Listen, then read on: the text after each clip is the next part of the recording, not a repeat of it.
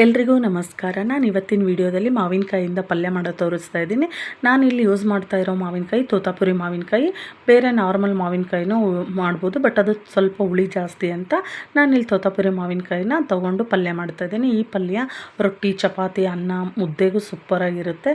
ತುಂಬ ಅಂದರೆ ತುಂಬ ಟೇಸ್ಟಿಯಾಗಿರುತ್ತೆ ಈ ಪಲ್ಯ. ಹುಳಿ ಹುಳಿ, ಸ್ವೀಟು, ಖಾರ ಸಕ್ಕತ್ತಾಗಿರುತ್ತೆ. ಜೋಳದ ರೊಟ್ಟಿಗೂ ಸೂಪರಾಗಿರುತ್ತೆ. ಬನ್ನಿ ಆಗಿದ್ರೆ ಯಾವ ಥರ ಮಾಡೋದು ಅಂತ ನೋಡ್ಕೊಳ್ಳೋಣ.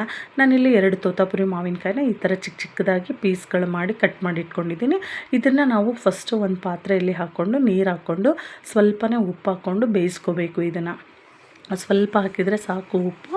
ಇದು ನಾವು ಏನು ಗೊತ್ತಾ, ಈ ಥರ ಬೇಯಿಸ್ಕೊಂಡು ಮಾಡೋದ್ರಿಂದ ಹುಳಿ ಸ್ವಲ್ಪ ನೀರಲ್ಲೆಲ್ಲ ಹುಳಿ ಹೋಗುತ್ತೆ. 2 ನಿಮಿಷ ಸಾಕು, ಬೇಗನೆ ಬೇಯುತ್ತೆ. ನೋಡಿ ಕಲರ್ ಕೂಡ ಚೇಂಜ್ ಆಗಿದೆ, ಎಷ್ಟು ಬೇಗ ಸಾಫ್ಟು ಆಗಿದೆ. ಈ ಥರ ಮಾಡಿಟ್ಕೊಂಡು ಈ ಥರ ಬೇಯಿಸ್ಕೊಂಡು ಮಾಡೋದ್ರಿಂದ ಸ್ವಲ್ಪ ಪಲ್ಯ ಹುಳಿ ಕಡಿಮೆ ಆಗುತ್ತೆ. ನಾವು ಡೈರೆಕ್ಟಾಗಿ ಒಗ್ಗರಣೆಲೆ ಮಾವಿನಕಾಯಿ ಹಾಕ್ಬಿಟ್ರೆ ಹುಳಿ ತುಂಬ ಹುಳಿ ಆಗುತ್ತೆ.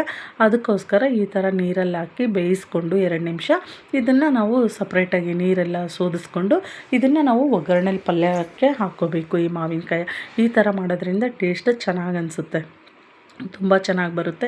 ಆ ಬಿಸಿ ಬಿಸಿ ಅನ್ನದ ಜೊತೆ ತುಪ್ಪ ಹಾಕ್ಕೊಂಡು ತಿಂದ್ರೂ ಮಾವಿನಕಾಯಿ ಪಲ್ಯ ಸಕ್ಕತ್ತಾಗಿ ಬರುತ್ತೆ. ತುಂಬ ಟೇಸ್ಟ್ ಚೆನ್ನಾಗಿರುತ್ತೆ. ಅಕ್ಕಿ ರೊಟ್ಟಿ, ರಾಗಿ ರೊಟ್ಟಿ, ಚಪಾತಿ ಎಲ್ಲದಕ್ಕೂ ಸೂಪರಾಗಿರುತ್ತೆ. ನಿಜವಾಗ್ಲೂ ಒಂದು ಸರಿ ಟ್ರೈ ಮಾಡಿ ನೋಡಿ. ಈ ಮಾವಿನಕಾಯಿ ಸೀಸನಲ್ಲಿ ಚೆನ್ನಾಗಿ ಅನಿಸುತ್ತೆ ಈ ಪಲ್ಯ ಮಾಡೋದ್ರಿಂದ. ಅನ್ನ ಮೊಸರು ಪಲ್ಯನೂ ಸೂಪರಾಗಿರುತ್ತೆ, ಚಪಾತಿ ಜೊತೆನೂ ಚೆನ್ನಾಗಿರುತ್ತೆ. ಇದನ್ನು ಸ್ವಲ್ಪ ಗ್ರೇವಿ ಥರ ಜಾಸ್ತಿ ಮಾಡಿಕೊಂಡು ಗೊಜ್ಜು ಥರ ನಾವು ಮುದ್ದೆಗೂ ಊಟ ಮಾಡ್ಬೋದು, ಚೆನ್ನಾಗಿ ಅನಿಸುತ್ತೆ. ಮುದ್ದೆಗೂ ಸೂಪರಾಗಿರುತ್ತೆ.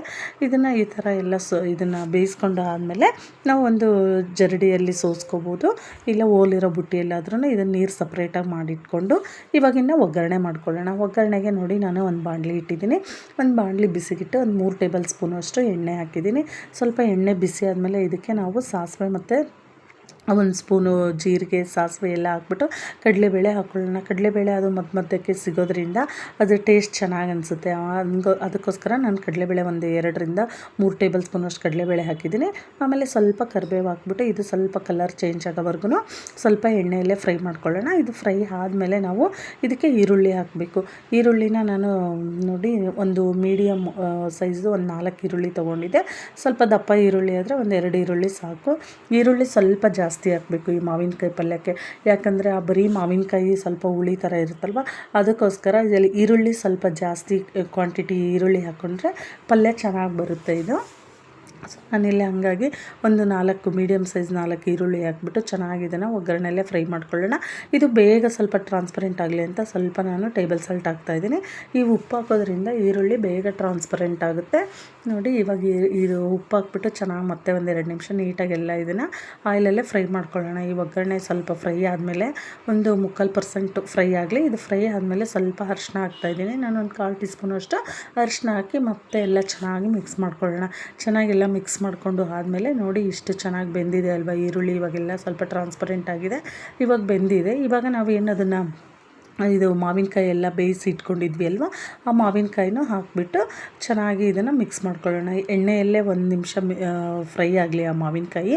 ಫ್ರೈ ಆದಮೇಲೆ ನಮಗೆ ನೀರು ಎಷ್ಟು ಬೇಕೋ ಅಷ್ಟು, ಅಂದರೆ ಗೊಜ್ಜು ಯಾವ ಒಂದು ಕನ್ಸಿಸ್ಟೆನ್ಸಿ ಬೇಕೋ ಅಷ್ಟು ನೋಡಿಕೊಂಡು ನಾವು ನೀರು ಮಿಕ್ಸ್ ಮಾಡ್ಕೊಳ್ಳೋಣ. ನೀರು ಹಾಕ್ಬಿಟ್ಟು ಇದಕ್ಕೆ ನಾನು ಉಪ್ಪು ಆಲ್ರೆಡಿ ಹಾಕಿದ್ದೆ, ಒಗ್ಗರಣೆಗೆ ಹಾಕಿದ್ದೀನಿ, ಮಾವಿನಕಾಯಿಗೂ ಹಾಕಿದ್ದೀನಿ ಅಲ್ವಾ. ಬೆಲ್ಲ ಹಾಕ್ತಾಯಿದ್ದೀನಿ. ಈ ಮಾವಿನಕಾಯಿ ಪಲ್ಯಕ್ಕೆ ಬೆಲ್ಲ ಹಾಕಲೇಬೇಕು, ಹುಳಿ ಹುಳಿ ಇರುತ್ತಲ್ವ. ಬೆಲ್ಲ ಹಾಕಿಬಿಟ್ಟು ಆಮೇಲೆ ಖಾರದ ಪುಡಿ, ಖಾರಕ್ಕೆ ಎಷ್ಟು ಬೇಕೋ ನೋಡಿಕೊಂಡು ಖಾರದ ಪುಡಿ ಹಾಕಿ ಚೆನ್ನಾಗಿ ಇದನ್ನು 1-2 ನಿಮಿಷ ಕುದಿಯೋಕ್ಕೆ ಬಿಡೋಣ. ಇದು ಆಮೇಲೆ ನಾವು ಏನು ಪಲ್ಯಗಳಿಗೆಲ್ಲ ಯೂಸ್ ಮಾಡ್ತೀವಲ್ವ ಮನೆಯಲ್ಲಿ ಸಾಂಬಾರು ಪುಡಿ, ಅದೇ ಸಾಂಬಾರು ಪುಡಿ ಹಾಕ್ತಾಯಿದ್ದೀನಿ ನಾನು. ಅದನ್ನು ಒಂದು ಅರ್ಧ ಸ್ಪೂನಷ್ಟು ನಾನು ಸಾಂಬಾರು ಪುಡಿ ಹಾಕ್ತಾಯಿದ್ದೀನಿ. ಅದನ್ನೆಲ್ಲ ಚೆನ್ನಾಗಿ ಮಿಕ್ಸ್ ಮಾಡಿ ಕುದಿಯೋಕ್ಕೆ ಬಿಡೋಣ. ಅಷ್ಟೊತ್ತಿಗೆ ನಾನು ಸಪ್ರೇಟಾಗಿ 2 ಸ್ಪೂನ್ ಪುಟಾಣಿ ಹಿಟ್ಟು, 2 ಸ್ಪೂನು ಹುಚ್ಚೆಳ್ಳು ಪೌಡ್ರು ಅದನ್ನು ಹಾಕಿಬಿಟ್ಟು ಚೆನ್ನಾಗಿ ಪುಟಾಣಿ ಹಿಟ್ಟು ಮತ್ತು ಕುರ್ಷಣಿ ಪುಡಿ ಮಿಕ್ಸ್ ಮಾಡಿಕೊಂಡು ಅದೆರಡನ್ನೂ ಕಲಿಸ್ಬಿಟ್ಟು ಹಾಕಬೇಕು.